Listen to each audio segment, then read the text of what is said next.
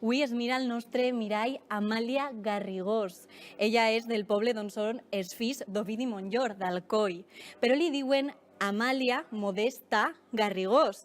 Garrigós de Sisona i Modesta de la seva àvia, també com Amàlia, si no m'equivoque. Ella és l'actual presentadora de Territori Sonor, un programa de ràdio de Punt Media. Però jo em pregunte, qui és Amàlia Garrigós per a Amàlia Garrigós? M'encanta allò d'Amàlia i de Modesta, perquè Modest són els dos noms de dos meues iaies que van morir i normalment quan tenim noms tan antics és que els heredem, no?, de les nostres iaies. I quan era xicotigua no m'agradava gens, haguera preferit que em digueren d'una altra manera, Sílvia, Anna, però ara que sóc gran m'encanta. Amàlia Modesta, poca gent recorda que em diuen Modesta, gràcies, m'ha fet il·lusió. Amàlia Garrigós per Amàlia Garrigós. Amàlia Garrigós, persona, i Amàlia Garrigós, comunicadora, jo crec que som la mateixa persona, sincerament ho dic.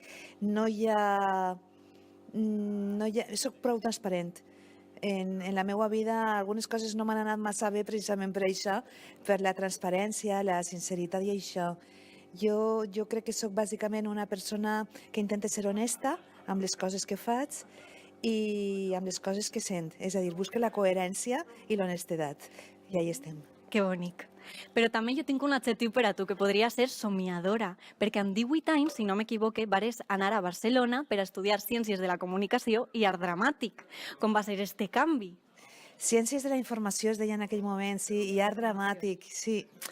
Doncs perquè jo volia ser actriu i en casa no em deixaven que fera la carrera d'actriu sense tindre alguna altra carrera més seriosa, entre cometes, no?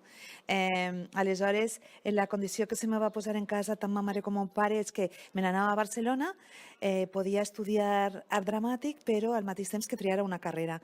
Per a mi era la comunicació, el periodisme. M'agradava molt escriure, tenia molta curiositat, m'encantava la ràdio.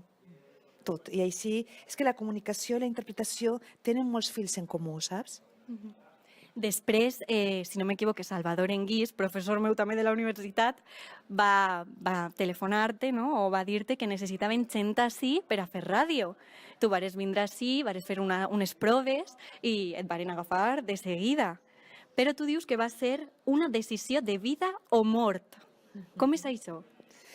Caram, estàs molt ben documentada. Salva Enguís era company meu en la Facultat de Ciències de la Informació a Barcelona, a l'Autònoma, i en aquell moment estaven preparant, posant en marxa la ràdio i la tele valenciana. Era una fita històrica.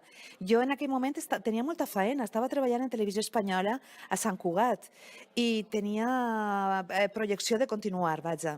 No em plantejava en principi tornar a València. A més, havia anat a Alcoi, a Barcelona, i per a mi València era una ciutat desconeguda.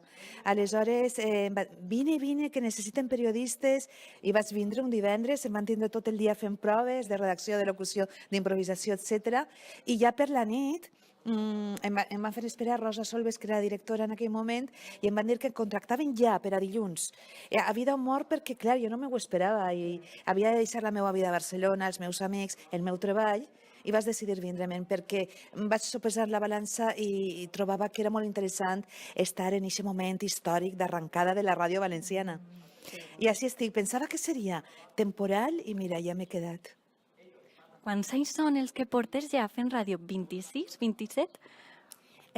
Jo feia ràdio en pràctiques ja, si contem això, en l'època universitària, però així professional ja amb contracte des de l'any 89 fins ara, que són 30 anys pràcticament.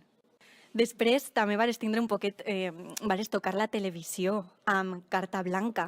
Ahir els espectadors portaven uns pinganillos o paregut, un pinganillo. Com era això? Perquè parlàveu en valencià i havien d'apanyar-se ells si volien una traducció. Sí. Allí en Carta Blanca va ser sobretot els 2 primers anys que allò era un portaavions, hi havia 100 persones en plató en directe, a banda dels convidats, i venien convidats de tot l'estat espanyol i també a nivell internacional. Convidàvem sempre els millors experts del tema que tractàrem i nosaltres posàvem un audífon, un pinganillo, i teníem traductor simultani. És a dir, no deixàvem de parlar en valencià en cap moment. Als convidats se'ls anava traduint, i això jo crec que s'hauria de continuar fent.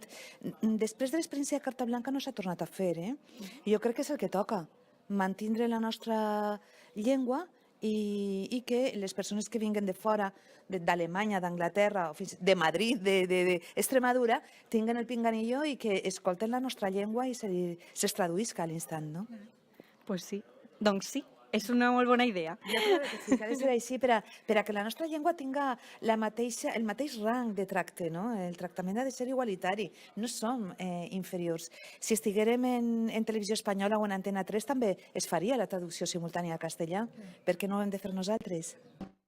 I el vent dels navegants, de caràcter més informatiu i que obríeu amb un tema mediambiental, si no m'equivoque, no? És que això va ser un informatiu nocturn en la ràdio que seguia un poc l'estel o la filosofia dels informatius de televisió espanyola de la 2, en una època de televisió espanyola molt bona, en què els informatius eren molt plurals, i en aquell informatiu de la 2 de televisió espanyola, per la nit, obrien en temes que no eren polítics. Tenim la tendència a donar-li protagonisme únicament a la part política partidista de partits, la dinàmica dels partits, i aleshores nosaltres volíem donar-li la volta a la truita informativa i donar-li importància a temes més socials, no? Podria ser temes mediambientals o temes de col·lectivitats veïnals o, saps el que vull dir-te? No polítics en el sentit partidista del terme. Sí. I va ser un informatiu que jo vaig gaudir molt d'ell. Estava molt ben fet, la realització sonora era molt visual i era molt alternatiu. Torneu a connectar-vos, torna la llum i, bueno, apareix Territori Sonor, el programa on estàs actualment. Exacte. Sí. Conta'ns de què tracta, encara que jo supose que ja ho sabem en general, però... Sí, Territori Sonor és el magazín informatiu musical. Un magazín de contingut, és a dir, fem periodisme musical. I és l'aparador de l'escena musical valenciana en el seu conjunt. Tots els estils, tots els gèneres, totes les llengües passen pel nostre programa. I està sent una experiència meravellosa, sincerament, molt intensa. T'anava a dir, tant que parlem de música, quina és la música que escolta Amàlia Garrigós? Tota la música que tinga un mínim de qualitat passa per les meues mans. Puc escoltar el jazz de Pau Viguer o el jazz de Seda Jazz o a una Cristina Blasco. M'encanta la música d'autor també, com un Feliu Ventura, un Pau Alabajos, un Borja Penalba, Eva Denia. Vull dir, me rechifla el hip-hop ara mateix, amb Frida, per exemple, o Charlie F.